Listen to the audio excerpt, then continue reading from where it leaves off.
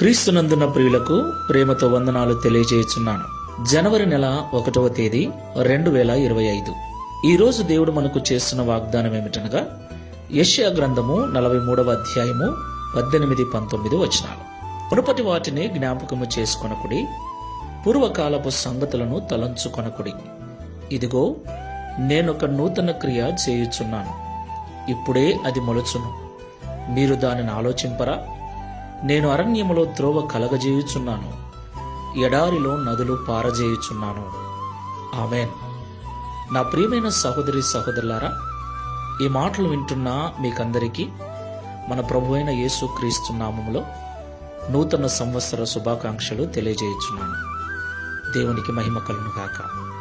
నా ప్రియమైన సహోదరి సహోదరులారా, ఇశ్రాయేలీయులు 400 సంవత్సరాలు ఐగుప్తులో బానిసత్వాన్ని అనుభవించిన తర్వాత దేవుడు వారిని ఐగుప్తు నుండి నడిపిస్తున్న క్రమంలో ఎర్ర సముద్రములో త్రోవను చేసి వారిని దాటించటం, బండను చీల్చి నీళ్లను రప్పించటం, మన్నాను కురిపించి వారి ఆకలి తీర్చటం, ఇలాగా అనేక అద్భుత కార్యాలు జరిగించి చివరికి వారిని కనాను దేశము, యూదా దేశమునకు చేర్చాడు.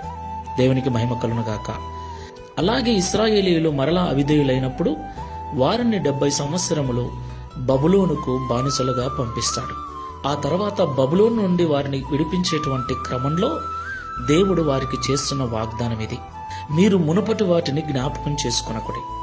అప్పుడు నేను సముద్రములో మార్గము చేశాను, అప్పుడు మీకు బండ నుండి నీళ్ళిచ్చాను. అయితే నేను మరొక నూతన క్రియ ఇప్పుడు మీకు చేస్తున్నాను. అదేమిటంటే, ఎడారిలో నేను మీ కొరకు నీళ్లు పుట్టిస్తాను, నదులు పారజేస్తాను, అరణ్యములో మీ కొరకు త్రోవను ఏర్పాటు చేస్తాను అని. దేవునికి మహిమ కలుగును గాక.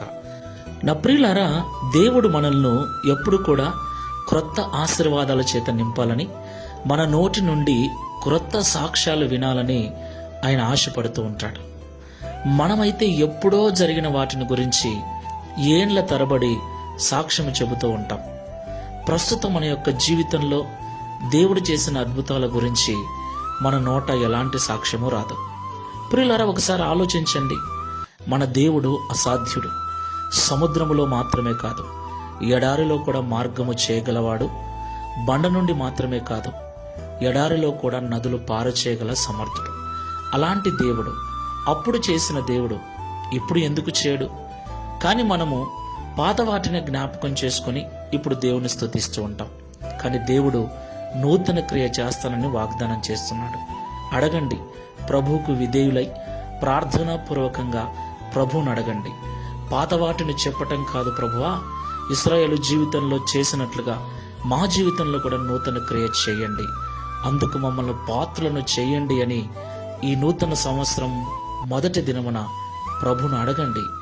తప్పకుండా ఆయన నూతన క్రియ మీ జీవితంలో చేస్తాడు. ప్రార్థన చేసుకుందాం. సంవత్సరమును మాకు దయా కిరీటముగా అనుగ్రహించిన సృష్టికర్తవైన దేవా, నీకు స్తోత్రాలు చెల్లిస్తున్నాం.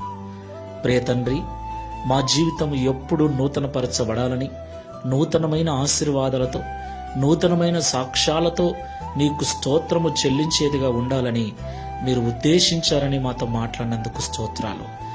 మేమైతే నిన్ను విశ్వసించిన తొలి రోజుల్లో జరిగిన ఆ అద్భుతాలు, ఆ మేలులను గురించే ఏళ్ల తరబడి సాక్ష్యం చెబుతూ వస్తున్నాం. అయితే మీరు నాడు చేసిన వారు నేడు కూడా ఆశ్చర్యకార్యాలు, మేలులు చేయగలవారని ఇశ్రాయేలీయుల జీవితం ద్వారా మాతో మాట్లాడినందుకు స్తోత్రాలు. ఎలాంటి కార్యములనైనా మా జీవితంలో జరిగించి మా జీవితాన్ని నూతన విధానంలో నడిపించగలవారని మాతో మాట్లాడారు. ఈ ప్రార్థనలో ఏకీభవిస్తున్న మేము ఈ దినము నుండి ఒక నూతనమైన మేలు కొరకు, నూతన కార్యము కొరకు నీ సన్నిధిలో సిద్ధపడుటకు సహాయం చేయండి. ప్రియ తండ్రి, నూతన సంవత్సరాన్ని మాకు అనుగ్రహించారు.